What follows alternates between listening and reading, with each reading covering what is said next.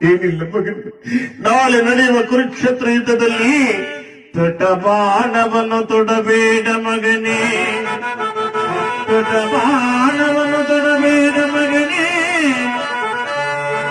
ಪುತ್ರ ಭಿಕ್ಷಾ ಮಗನೇ,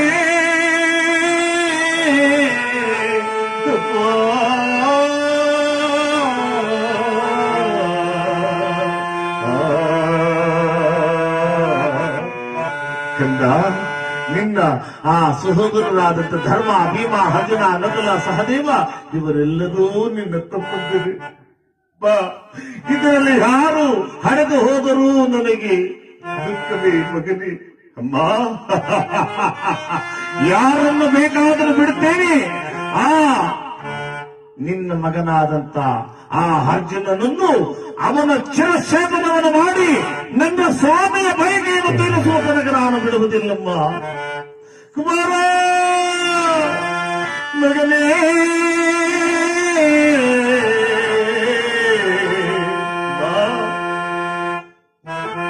ತಾಯಿಗಿಂತ ಮಿಗಿಲಾದ ದೇವರಿಲ್ಲಮ್ಮ. ಮಾತೃದೇವೋ ಭವ ಪಿತೃದೇವೋ ಭವ.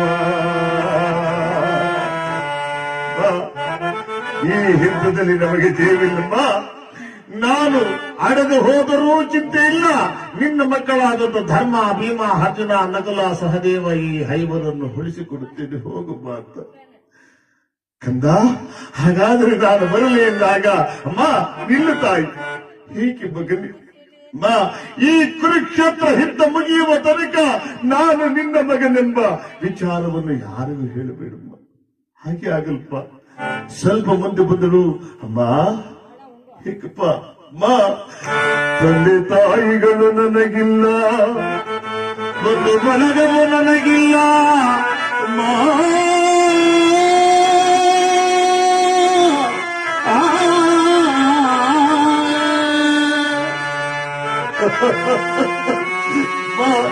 ತಂದೆ ತಾಯಿ ಬಂದು ಬಳಗ ಯಾರು ಇಲ್ಲ.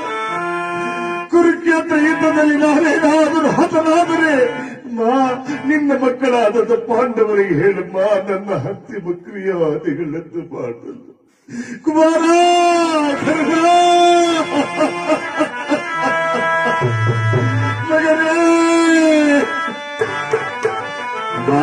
ಕೊನೆಯದಾಗಿ ಒಂದು ಮಾತು ಕೇಳಪ್ಪ. ಅಮ್ಮ, ನಾನು ಈ ಜನ್ಮದಲ್ಲಿ ನಿನ್ನ ತೊಡೆಯ ಮೇಲೆ ಮನೆಗೆ ಪಾಲ್ಗೊಳ್ಳಲಿಲ್ಲ. ಈ ಜೀವ ಬಿಡುವಾಗ ನಿನ್ನ ತಡೆಯ ಮೇಲೆ ಮಲಗಿ ನಾನು ಪ್ರಾಣವನ್ನು ಬಿಡಬೇಕು. ಅದಕ್ಕೊಂದು ಅವಕಾಶವನ್ನು ಕೊಡಪ್ಪ. ತಾಯಿಯ ತಡೆಯ ಮೇಲೆ ಮಲಗಿ ಪ್ರಾಣವನ್ನು ಬಿಡುವ ಮಗ ಅಂದ್ರೆ ಅಮ್ಮ ಇನ್ಯಾರಿಗೂ ಆ ಭಾಗ್ಯ ದೊರಕುವುದಿಲ್ಲ. ನಾನೇ ಭಾಗ್ಯವಂತ. ಅದೊಂದು ಅವಕಾಶವನ್ನು ಕೊಡಮ್ಮ. ಮಾತಾ ಮಾತಾ